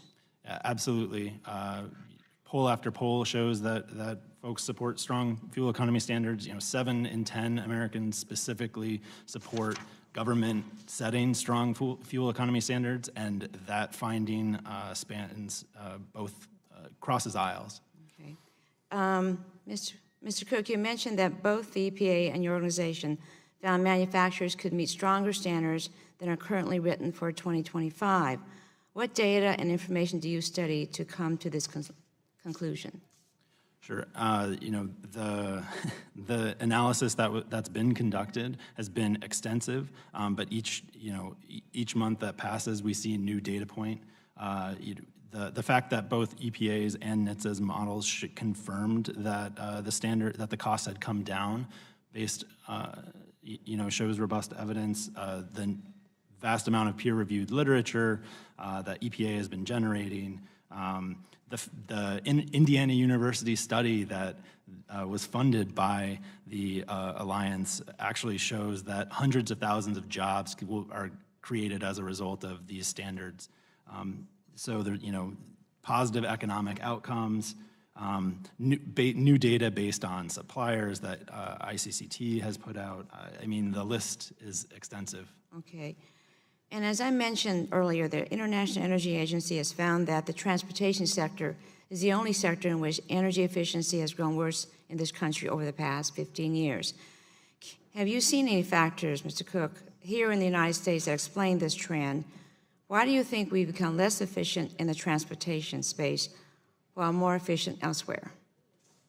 I think one of the things that's critical is the result of the mix shift. So, we are seeing a swing back to the purchase of larger cars and trucks, SUVs and pickups. And so it's really critical that these standards remain strong because they drive improvements across those vehicles and ensure that, cars, trucks, and SUVs get more efficient over time. And so, we've seen a plateau as a result of that fleet mix, but, these standards will continue to drive that and put us back on the right course. Okay, thank you, and I yield back.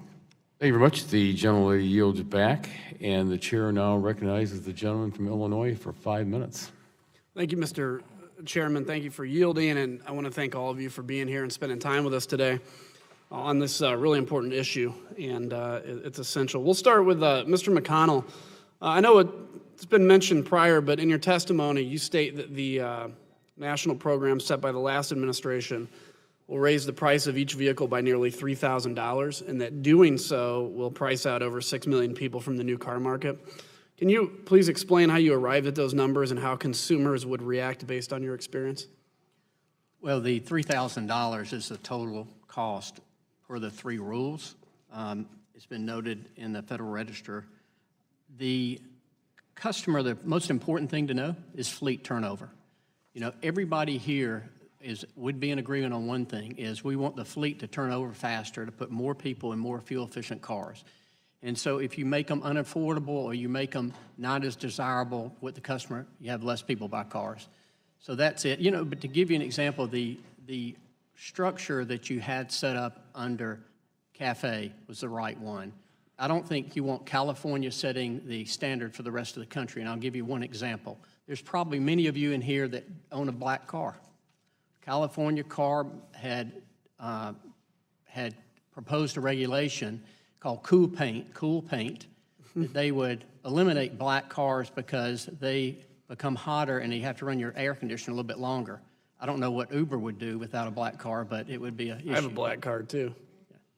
So but it's what the customer wants. That's real? They actually considered banning black cars?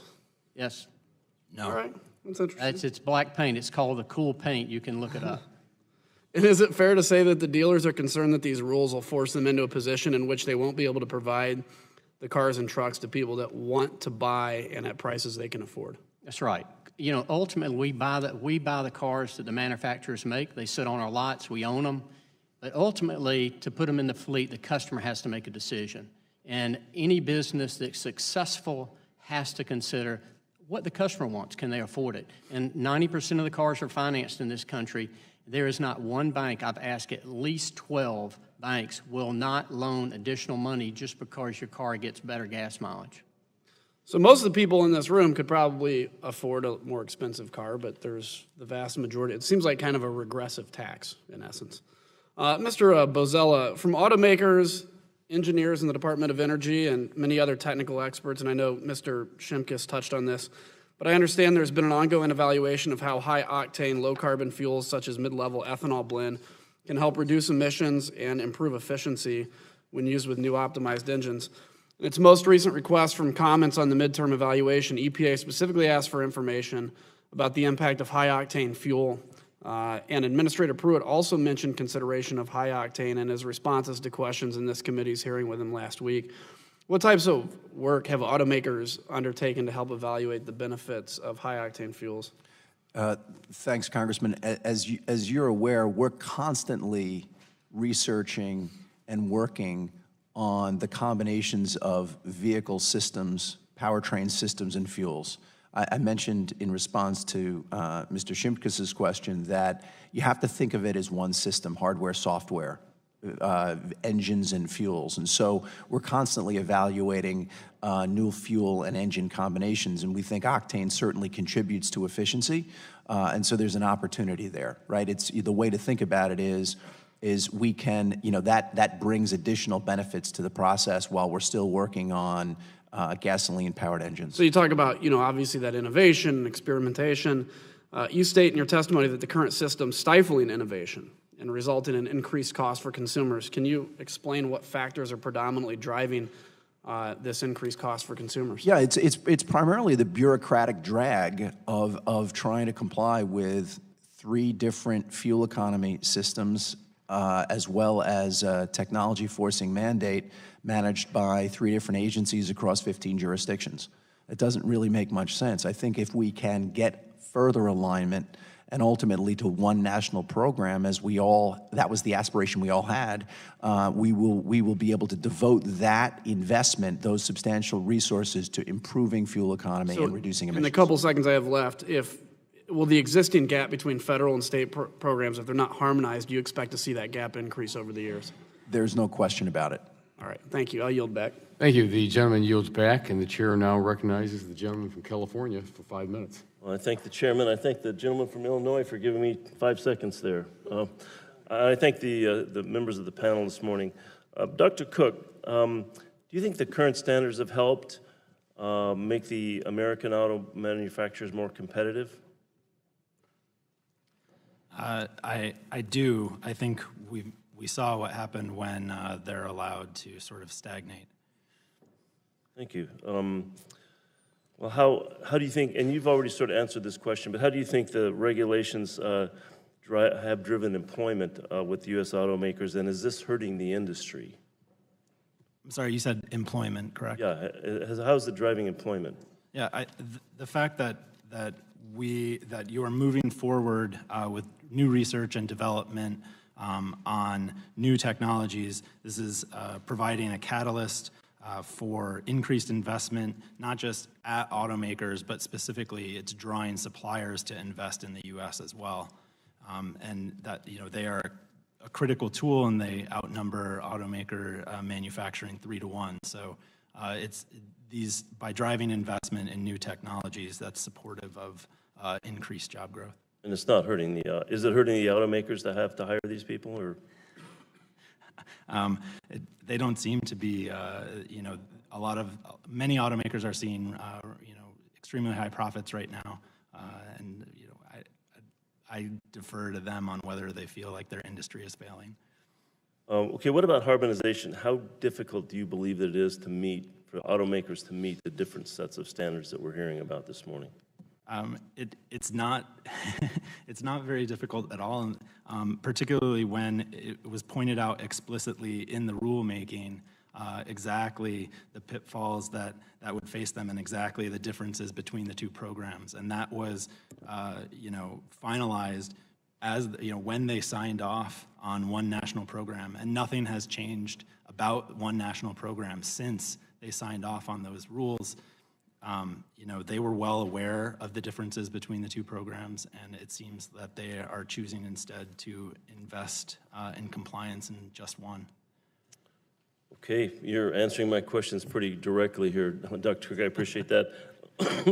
Excuse me, off-the-shelf, you mentioned that off-the-shelf technology is already available, would greatly increase fuel efficiency if it was employed. Could you expand on that a little bit?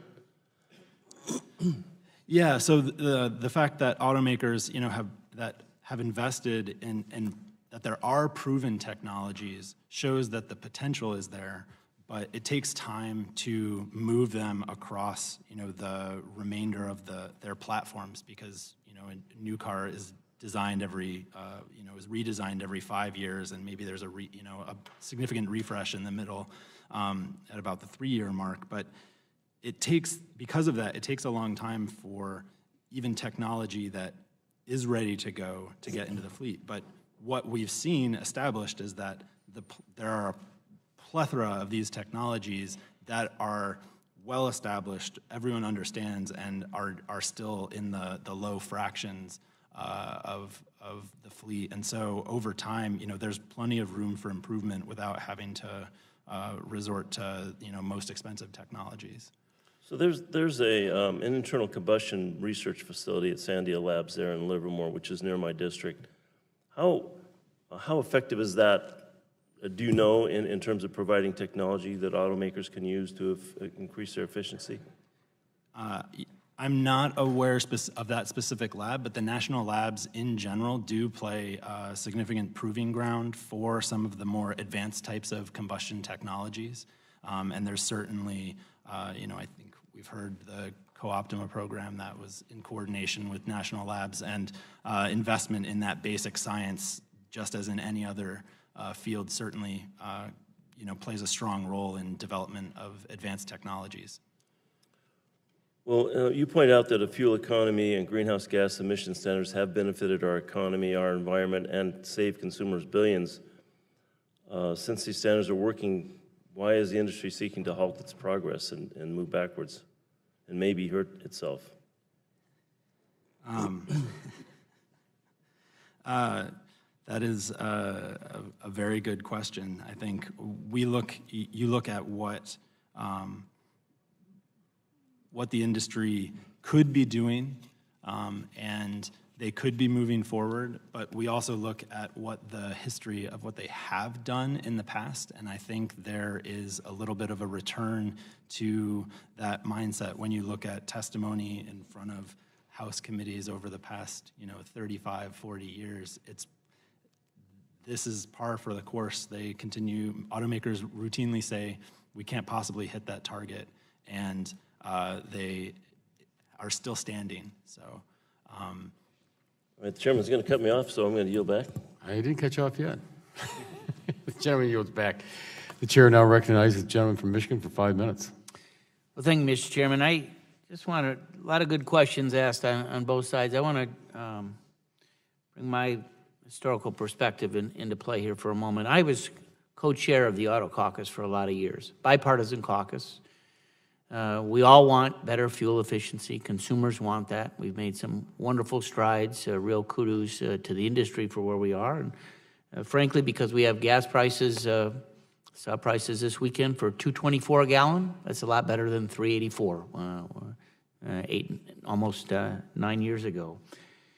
And I would dare, when we worked with the industry and with the administration on getting better fuel economy standards, it was never the intent of this Congress, and frankly, I didn't think it was the intent of the administration, the Obama administration, to have something that was different than one national program. And we thought that that was going to be the case. I think they indicated that back in 2009 and again in 2012.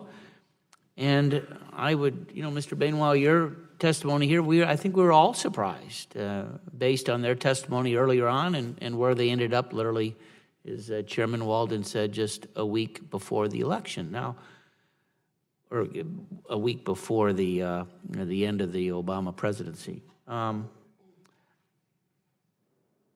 When we worked with the industry and with the administration on establishing the time frame for mileage, we put in the provision that in 2018, a few years down the road, that there'd be a look back. Can the industry actually make these changes at what hopefully would be a reasonable price for consumers? I wouldn't say it was set in to halt the progress. It was to actually measure the science, the efficiencies, and the new vehicles as to whether they would meet those. Then it was 54 miles per gallon. It was revised down a little bit, so it's about 50. I'm averaging here. But under the rules, Mr. Bainwell and Mr. Bazell, I think you're best to answer these. Is the industry, if you didn't have that look back, what will it take to actually meet 50 miles per gallon, literally in the year 2024, 2025? Mr. Bainwell? A tough question. I think the premise that we're going to halt progress is false. The only question here is the degree of the slope, and we want the slope of progress to be one that's consistent with selling cars and encouraging the fleet turnover. And that's really what all this boils down to. So I understand we live in a political system and rhetoric gets heated, but we're talking about getting to the Obama numbers and beyond at some point over time. And the question is, how do we manage this in a fashion that's consistent with marketplace realities? Yeah, and just to add to that, I think we are making outstanding progress. There's no question about that. The question really is are we testing the assumptions we made? For example, it's unclear to us really what types of technologies will be into the cars and trucks that people will need to buy in 2025. There is not a single gasoline-powered engine that meets those standards today. So I think we should be honest and straightforward about the types of technology pathways we're going to see forward. More electrification, more hybrids, and so really this is about not only making sure we get the assumptions right for innovators and investors, but also that the customers recognize what the marketplace will look like and are prepared. Mr. Bainwell, as you know, my colleague and friend from Michigan, Mrs. Dingle, and I have introduced legislation called the Fuel Economy Harmonization Act of 2017 that is designed to correct the inconsistency of having three different standards, in essence, and go back to one. What is your thoughts on that legislation? We think it's a terrific bill. We think that the impact of the bill is to reduce regulatory friction, and by reducing regulatory friction, that allows for compliance strategies that make sense, and you end up reducing the cost of product, enhancing the ability of people to buy those cars, and that's crucial to employment in your states. So it really is very valuable. And in terms of dollars, I was told the other day, I'm not sure where the data comes from, but if anywhere near the magnitude is right, $1 billion in savings in terms of costs translates into $1,000 on the bonus for a guy who works on the line. So this is a multi-billion-dollar savings in terms of the regulatory friction, and that means real disposable income for the workers in this industry. Thank you. Yield back. Gentleman's time expired. Chair now recognizes the gentlelady from Michigan, Ms. Dingle, for 5 minutes. Thank you, Mr. Chairman. I have a lot of questions. I'm going to go to my last one first because I want to follow up on my colleague from Michigan. When we are talking about, first of all, I'm an idealist. Someday we're going to bring permanent peace between Michigan and California. That's my goal here because I think we all want to have a better environment. But when we talk about the assumptions that were made when these standards were, here is one example of a technology I'd like to pursue. Could all of you answer this question quickly? Was it not assumed that there would be a far higher penetration in the market of electric vehicles? And people keep making this comment that the companies aren't building EVs, but is it not a fact that the consumer is not buying EVs? They don't believe that there is an infrastructure in place, and even the 13 states that have said mandates that should be putting them into their fleet are not buying them. Quickly. So yes, yes, and yes. You absolutely are correct. Dr. Cook. There was little penetration of electrification assumed, and 4.5% in California right now, electric vehicle penetration. But a 0.5 point nationwide. And that's part of the problem. And I've talked to Governor Brown. Do we not all, and we're eliminating the tax credit for the EV in the tax bill. And right now we're losing money on those electric vehicles. Dr. Cook, how do we get at that? Sorry, say that again? How do we get at making the consumer want to buy that electric vehicle? I think the fact that we're at nearly 5% in California shows that if you put the incentives in place, you do drive. But the incentives are in place, the same incentives, quite frankly, sir. The tax credit is there. The infrastructure needs to be built out. So do we have to work together? All right, I'm going to go to my other questions because I think that I actually think we're more together than people are thinking. So I'd like to ask Mr. Bainwell and Mr.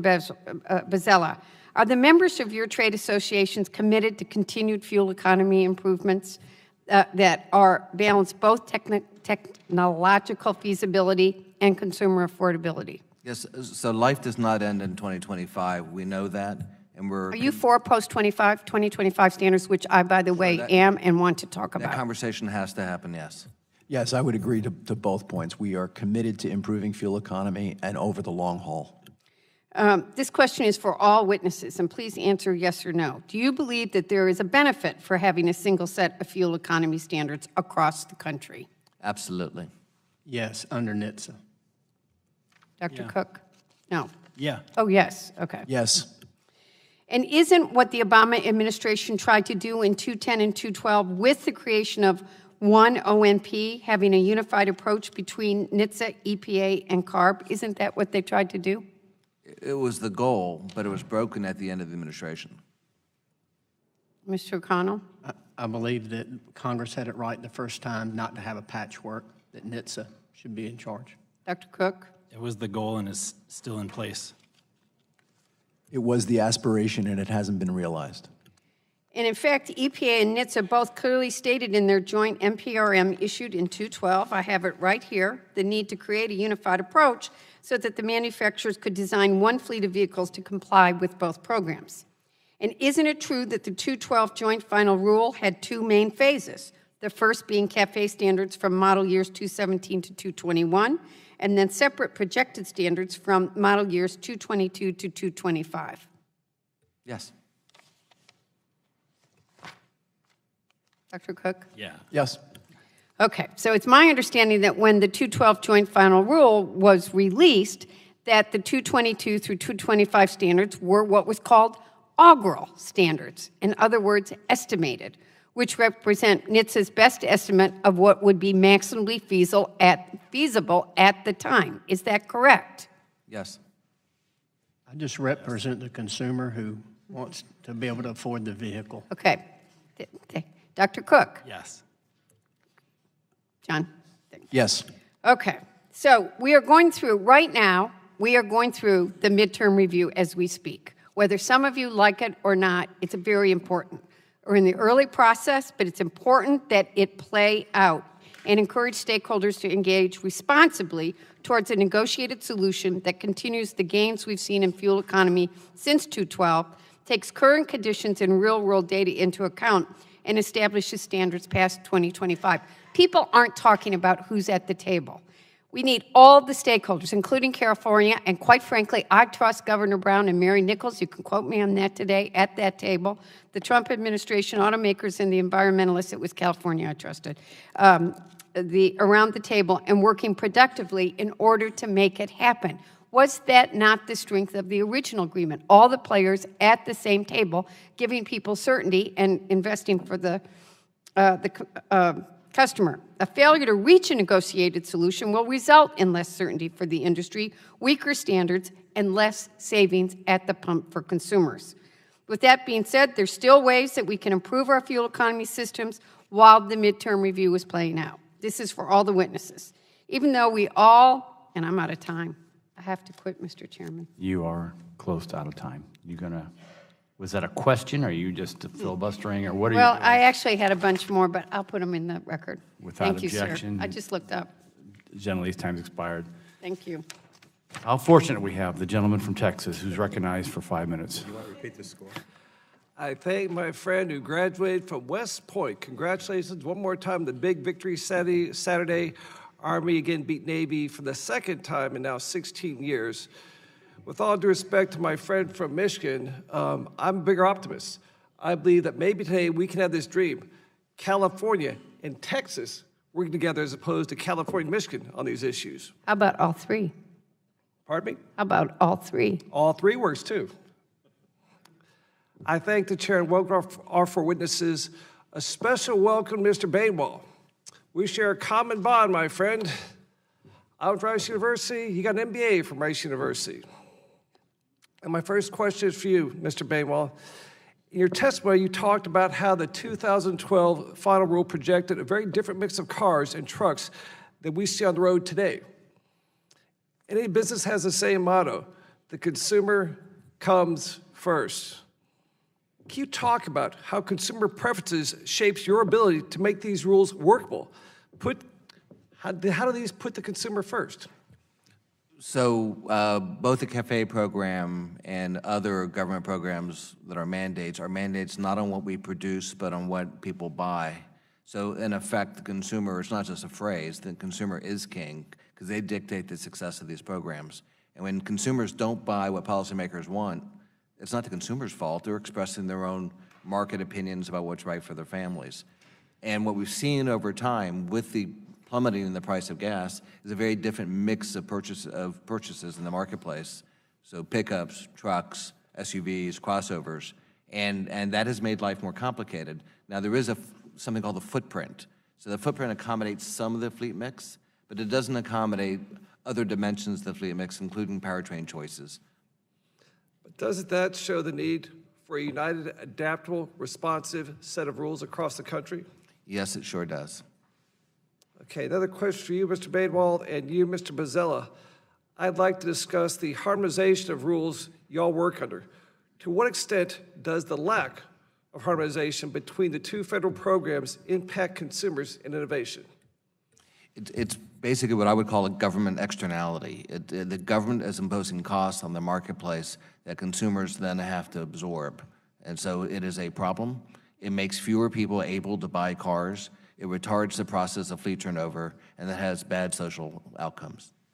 Mr. Bozzella, sir. And I would just add to that, why, if we're trying to achieve one goal, would we have different tools in different toolboxes? What that does is it creates compliance for the sake of compliance without benefits to consumers, and I think we got to get back to benefits for consumers. If this is so controversial, then why did the Obama administration grant your consideration of your petition last December? Any idea why? Had there been a different outcome in the election, perhaps we'd be having a more rational conversation about harmonization. So I think some of this gets filtered through the lens of national politics. I agree with that, Congressman. You ask a great question. We're very close.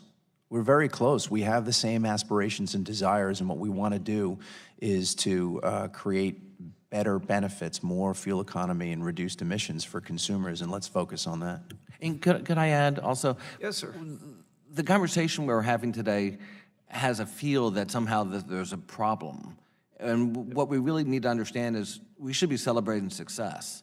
I mean, I had that one slide that showed if you take the 2021 numbers and you add 1%, 2%, or 3%, we're at 97% realization of fuel savings. That's pretty darn good. You know, we have invested $100 billion a year in safety, fuel economy, technologies like AVs, and we're producing dividends for the marketplace. That's a good story, and we should be thankful for the success of this program. And now what we're talking about doing is finding a way to make the economics of the program, the regulatory piece of the program, more efficient so that more consumers can benefit from new cars. In my life, too, I see you guys make a great difference. My first car was a 1977 Silverado pickup truck, just one cab, nothing behind the seats. That truck, you could watch the gas gauge go down. As you hit the gas pedal, just boom, maybe 8 miles per gallon. I now have a 2014 Silverado crew cab, big truck. I drove from Houston, Texas to watch my high school play in San Antonio basketball game and drove back on 1 tank of gas. I'd like to close, Mr. Chairman, by asking unanimous consent to enter into the record a Federal Register from Wednesday, December 20th about the proposed rule. I was talking about Department of Transportation Safety, NHTSA 2016-10135. Is there objection? Hearing none, so ordered. Gentleman's time has expired. Chair now recognizes gentleman from California, Mr. Cardenas, for 5 minutes. Thank you very much. I'm proud to represent California, but also equally proud of the fact that California has led the way, sometimes with hiccups and fits and starts, but California has improved its emission standards and has set the tone quite often. Let me just give you one example. There are 3 generations between me and my grandson now, myself, our 4 children, and my grandson. I used to tease my kids that we used to not be allowed to play outside sometimes. I grew up in Los Angeles when I was a little boy because of the smog. And then I used to tease my kids that they never had that problem. They never had to deal with a smog alert.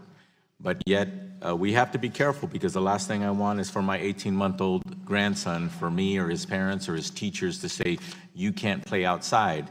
We have to be careful and make sure that whatever we do, we preserve the environment for our children, and we make sure that whatever it is that we do improves on everything that we've done in the past, the knowledge, the technology that we're capable of. So my statement is that fuel efficiency is an important goal across the board. It also it allows low-income and middle-class families to have access to cars that run economically. Less money goes to the gas pumps and more stays in their pockets. That's a good thing. The One National program also gives low-income folks access to used cars that are fuel efficient. It also impacts the air we breathe. My district and many in Southern California have dealt with wildfires late in the season, last week, and ongoing as we speak. It is no coincidence that these fires are devastating our communities with greater frequency and ferocity. California has been a leader in fuel efficiency and emission standards, and the nation needs to follow suit. Dr. Cook, can you please talk a little bit about the California emission standards? Yes. So the tailpipe standards that were originally set, formed the basis for federal action, and the reason why we can breathe in Washington, D.C. is largely a result of the fact that California set those standards way back in the 60s. And that trend has continued. That with tier 1 standards and tier 2 standards that were first set in California, and then essentially codified by the federal agencies. And that again happened with the LEV 3 standards that are part of the Advanced Clean Cars program. So we've seen this trend over and over. But at the same time, California is still struggling to meet its air quality goals for 2030. And so that's why we have the Zero Emission Vehicle program. Mm-hmm. Well, California approaches about 40 million people. It is still the sixth largest economy. It bounces around there. So the bottom line is, anytime you're that large and you're that impactful, especially economically, with all the issues that are going on with the population and also with the business, which is, to me, is a good thing. I'm very proud to be from California, and the fact that if we were our own country, we'd be ranked 5th or 6th largest economy in the world. So that being the case, it is complicated, but it's not impossible for us to continue to thrive and strive to be better and cleaner and more efficient, and to drive the markets as well. Dr. Cook, I'd also like to see if you could respond to the idea that the former NHTSA standards with rules that designed by Congress were preferable to the current One National program. Who does the former NHTSA standards benefit, by and large? So the single number standard, and one of the reasons why we moved to the size-based standard, was especially detrimental to the domestic manufacturers, and it advantaged imported vehicles. And so, folks who sell more cars and less trucks. The fact that we have a size-dependent standard now helps, drive investment and competitiveness of the big three, as well as it does, Honda and Toyota. So if I heard you correctly, the current One National program benefits mostly foreign vehicle? No, makers? sorry, the former, prior to the One National program, attribute size-based standards. Okay. The old CAFE program used to benefit primarily the imported vehicles, which is why, frankly, CAFE stalled for 20 years. Okay. All right. Well, thank you very much. And to go off of what one of my colleagues said, I'd like to add a famous quote: "You can't always get what you want, but you can get what you need." And I think that's what the balance we're trying to strike here. Thank you very much. I yield back. Gentleman yields back his time. Chair recognizes gentleman from Oklahoma. Mr. Mullen for 5 minutes. Thank you, Mr. Chairman. We're talking about achieving certain fuel standards, and we've kind of touched on it, kind of bounced around a little bit about it, but we're talking about the consumer benefit too. There has to be a balance between the two. And so when we're trying to hit our standards that are set forth to us, when Congress had the look back in 2018, I think that was a look back of not only seeing, hey, is it feasible for the industry to hit it, but is it cost productive too? So looking forward, what is this going to cost our consumers? If we can, and this is open, I'm really not too worried about who takes it. What is this going to cost us? I mean, we see vehicles rising each day in cost. I drive an F-250 crew cab diesel, same vehicle I've driven for the last, 17 years. The exact same vehicle I bought in 2000 versus today is about $50,000 difference in price. Is that due to the regulations we're putting on us? Is that being passed on to consumers? Mr. Cook, you want to take that? I see your finger on the button. Yeah, I would. I mean, I think one of the things that's really important to recognize is what's causing the increase in retail price today. Entry-level vehicles today cost the same when adjusted for inflation as they did 10 years ago. So it's not the technology that's driving people out of the market. If you want to look at what's the biggest factor that's causing an increase in retail price, it's the fact that now we're selling more SUVs and pickup trucks, which do have higher profit margins. Well, I don't know. My F-250 Lariat crew cab four-wheel drive, I paid just below $30,000 for that vehicle. So in 17 years, the inflation's increased $50,000. I mean, we've seen that increase across with wages and grocery prices. All of them has inflated 100 and what is that? Someone help me with the math there. Well over 100%. So I just want to flag that I was specifically talking about the entry-level vehicles. When you look at trucks and SUVs, what we've seen is a large increase in profit margin as a result of moving to higher and higher luxury trims. It's why the fact that you have like a $65,000 F-150 now at the King Ranch version. Those SUVs have always been higher profit margins, but we've seen. So, but what I'm saying is this being passed on to the consumer? What we're seeing by fuel savings, because we're talking about keeping more money in the pocket. I think my colleague from California said that. If they can't afford the vehicle to begin with, then what difference does it make? Mr. Boswell? Boswell, I'm sorry. That's okay, Bozzella. Thank you. Bozzella. You're right. There is more technology in vehicles today than there ever has been. These cars are cleaner, safer, and more fuel efficient than there ever have been. And of course, there has to be some cost associated with that. The real question is not only the cost, but the cost combined with where the market ultimately needs to go. And I think this is to your question, I think we have to be clear that we need more electric vehicles, more higher priced, more expensive technologies in order to really drive the shift that we're looking for here. So go ahead, Mr. McConnell. Yes, you make a great point. I will say that the cars that are $15,000 or less have been regulated out of existence. The cost is $3,000 a car. I know Dr. Cook's an extremely smart gentleman, but he keeps talking about what can be built. But the question is, you can't save anything on fuel economy until you'll be able to afford to buy the car. Agreed. And 6.8 million people will be knocked out by a $3,000 price increase, and that's done because 90% of the people finance a vehicle, and that takes people's debt-to-income ratio out. That knocks them out of the new car market. We're all about fleet turnover until somebody buys something, and you can build whatever, but as you said, a smart business has to listen to the customer. So is it reasonable then, on what we're trying to do here, is it reasonable to say that a customer is going to be able to afford it and see the cost savings to be able to pay the difference of what we're going to spend trying to get to fuel standards, what they're going to save on gas? Right. The realities of the market, though, when the price of gas goes from 4 to close to 2, their savings are cut in half. Right. So people make a decision based on what's best for them, as they should, and we are the National Automobile Association and dealers.